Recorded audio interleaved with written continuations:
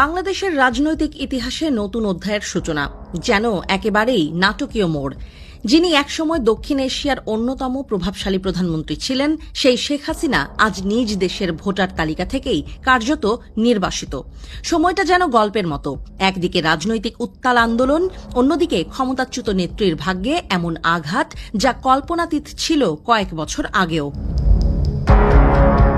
2024 সালের অগস্টের কথা। ছাত্র জনতার গণ অভ্যুত্থানের ঢেউয়ে টালমাটাল আওয়ামী লীগের দীর্ঘদিনের ক্ষমতা। সেই ঝড় সামলাতে না পেরে শেখ হাসিনা দেশ ছেড়ে পালান। সেদিন তিনি সীমান্ত পেরিয়ে ভারতে আশ্রয় নেন। এরপর 1 বছরেরও বেশি সময় কেটে গেছে, তবুও হাসিনা আর দেশে ফিরতে পারেননি। দলের শীর্ষ নেতারাও ছড়িয়ে পড়েছেন বিভিন্ন দেশে। আওয়ামী লীগের কার্যক্রমও কার্যত নিষিদ্ধ করে দিয়েছে অন্তর্বর্তীকালীন সরকার। কিন্তু রাজনৈতিক বিপর্যয়ের এই গল্পের নতুন অধ্যায় শুরু হল। এবার নির্বাচন কমিশন নিয়েছে কঠোর ব্যবস্থা। কমিশন সোজাসুজি জানিয়ে দিল, শেখ হাসিনা আর বাংলাদেশের ভোট দিতে পারবেন না।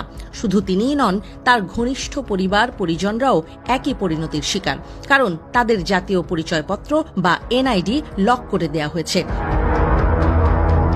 নির্বাচন কমিশনের সচিব আখতার আহমেদ সংবাদ মাধ্যমকে বলেন, যাদের এনআইডি লক অবস্থায় আছে তারা কেউ ভোট দিতে পারবেন না। বাইরে বসে অনলাইনে ভোট দেওয়ার সুযোগ থাকলেও নিবন্ধনের জন্য এনআইডি নম্বর বাধ্যতামূলক। লক করা এনআইডি দিয়ে সেটা করা সম্ভব নয়। অর্থাৎ বিদেশে থেকেও ভোটাধিকার প্রয়োগের যে সুযোগ রাখা হয়েছিল, তা শেখ হাসিনার ক্ষেত্রে কার্যত বন্ধ হয়ে গেল। এখানেই শেষ নয়। নির্বাচন কমিশনের রেকর্ড অনুযায়ী শুধু শেখ হাসিনাই নন, তার পরিবারের আরও 10 সদস্যের এনআইডি বন্ধ করা হয়েছে।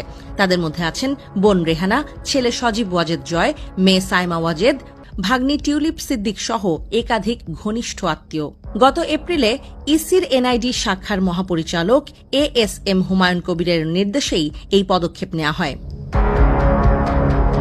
বাংলাদেশের পরবর্তী সংসদীয় নির্বাচন হওয়ার কথা 2026 সালের ফেব্রুয়ারির প্রথমার্ধে।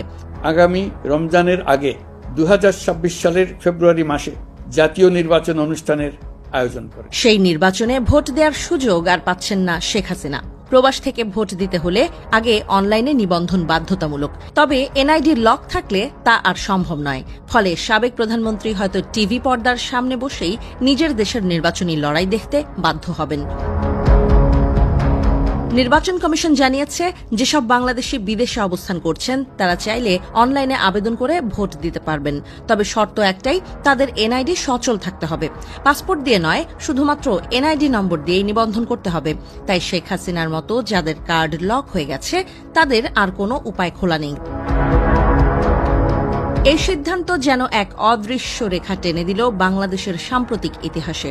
গত বছরের 5 অগস্ট ছাত্র জনতার বিক্ষোভ যখন দেশ জুড়ে ছড়িয়ে পড়ে, তখনই স্পষ্ট হয়েছিল আওয়ামী লীগের রাজনৈতিক ভবিষ্যৎ অনিশ্চিত।